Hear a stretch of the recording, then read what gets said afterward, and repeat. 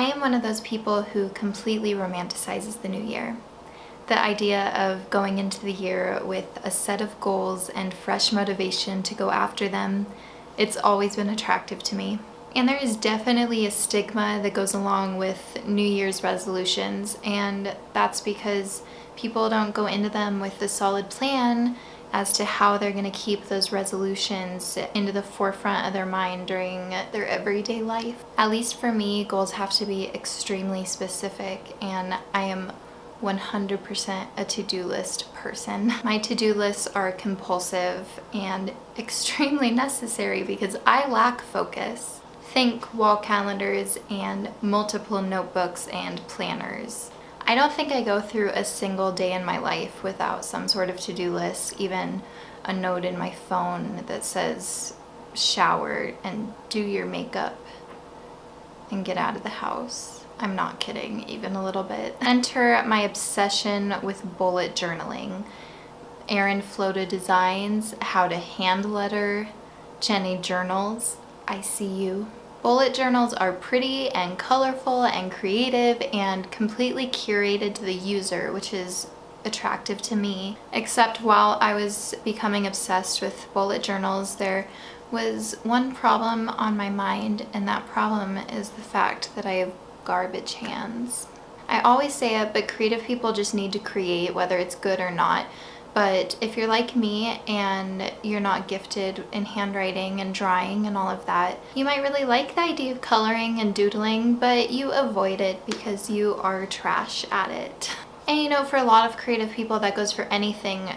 You feel like your creativity has to be attached to productivity or it's not worth it, and that's just not true. If it doesn't seem productive, you might not do it, and that sucks. But also I get it because I am the same way. One of my things this year is I want a bullet journal to combine all of my goals and lists and everything into one place in a creative, fun way. And you know, my husband probably thinks of this as crazy lady coloring time, which is great too. I'm loving it. Get off my back. Okay, so since everybody online buys fancy journals, I wasn't sure if I was going to stick with this, so that was kind of intimidating to me. So for now, I have these cheap little, they're cute though, like just tiny journals from Target. And I'll probably use these this year because just eyeballing it, I should just have to buy another 3-pack and that'll get me through the year if I continue how I have been with my journals. I also picked up some Crayola markers from Shopko. They're just regular guys. I don't like these little ones very much, but maybe that'll change. It's my first rodeo. These fat guys, they're doing it for me. The real winner in my life right now are these Sharpie pens. They were over 20 bucks, which is absolutely excessive for pens. But I'm using them every day and they're fun, and I can't say that for everything that I've spent over $20 on, so. Those are all my professional materials. You're welcome. So this first page just says 2018. It's tragic and ugly. I tried to be cute and doodle, and when those weren't cute, I made it even worse by trying to add accent colors. It's good to learn early what your strengths and weaknesses are, so that's a plus. I didn't do an index because that looked really boring. So I just wrote down all the months, and I tried to do mini calendars like all the professional bullet journal people do. I don't know if that was worth my time, but I did it and it looks kind of cute. Next, I put my 2018 resolutions, and I just kind of separated them into categories because I kind of find myself using these categories when I make my daily to-do list anyway. Under creativity, I really want to catch up on scrapbooking, and I mean real, like hand. I like to make things with my hands even though I'm not very good at it, but I just think it's more special and sentimental to compile all your little bits and bobs and pictures by hand, and also write down your captions by hand. I want to catch up on that. I still have to finish my high school one, so I have a lot to do. I want to get that all done this year. Make strides with documentary. Brandon and I want to make a documentary this year, so I'll probably talk about this more in the future just because I think it's really interesting. But I have tons of research to do on it, but basically I want people all over the state to nominate people they know have interesting stories and we want to tell the stories for them and combine that interview style with just a lot of cinematic shots and scenery to showcase the area around that person. So it kind of does double duty in showcasing how beautiful and amazing Montana is and how diverse and interesting Montanans are. That's my spiel on that. And creativity, you want to keep up with the bullet journal. Reading and writing, complete my novel. So I want an entire first draft done this year, and I break that down into steps later. I want to write one personal essay per month. I got kind of into creative nonfiction a few months ago and let it slide. One tiny example that's kind of messy would be a few videos back. I think it's called Themes of Love and Timing, but I'd love to write an essay and also maybe do a spoken word for this channel, but at least post on the blog because I need to be writing more and sharing that writing. And then write one poem per month, same thing. I got kind of into poetry for a little bit, so it's just a good way to flex your creative writing muscle. And read one book per month, which shouldn't be hard. I just need to be more conscious about consuming media in that way instead of the infinity scroll of social media. And then business and blog. So if you don't know, I have a creative business called Montana Diaries where the big ticket items are mostly wedding videos, but I'll really do whatever people need, like light design work. I'm not super good, but if someone needs something for cheap, I'll whip it together. But any content writing, brochures, boring stuff, family photos. I want to book one job per month.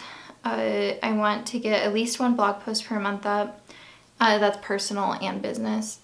And then I want to get on a YouTube schedule, which is what you're seeing me try to do now. Finances, I want to pay off my credit card debt. I accrued quite a lot in college. Really in the last year of college, there were just a lot of emergencies in a row and it was a really tough year for me. And then just savings goals, I want $5,000 in my personal savings account by the end of this year, which to some of you that sounds like a ton, and to some of you that might sound like pennies, but that's gonna be like a big stretch for me, so a good high goal to aim for.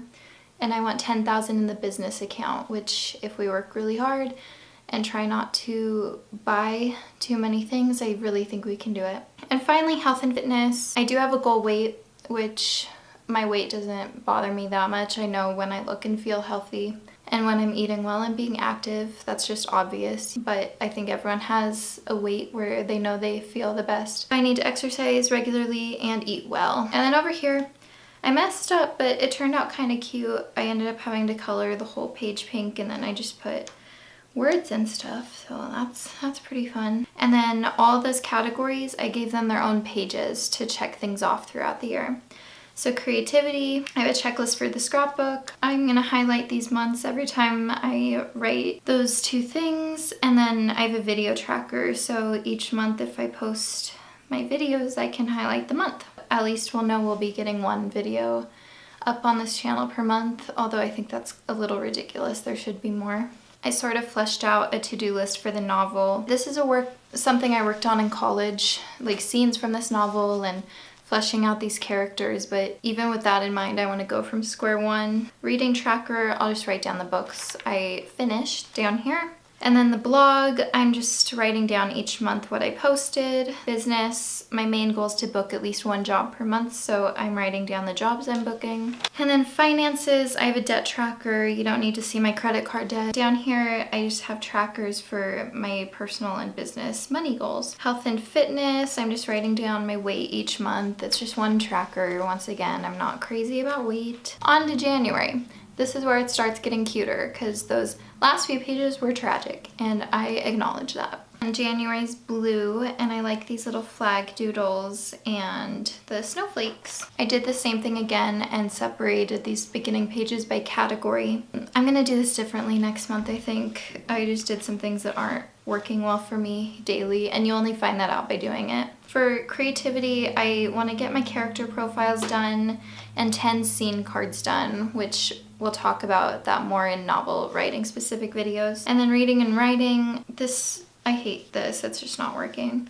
But I was just gonna write down what I'm reading and writing every day, but there's not enough room and it's kind of ugly. Blog and videos. I already posted the end of 2017 video. This is the manifesting goals and bullet journaling, and then there's another one coming. My business goals, I've done all of that, so that's cool. And then health and fitness, I'm just kind of highlighting when I log my food and when I work out.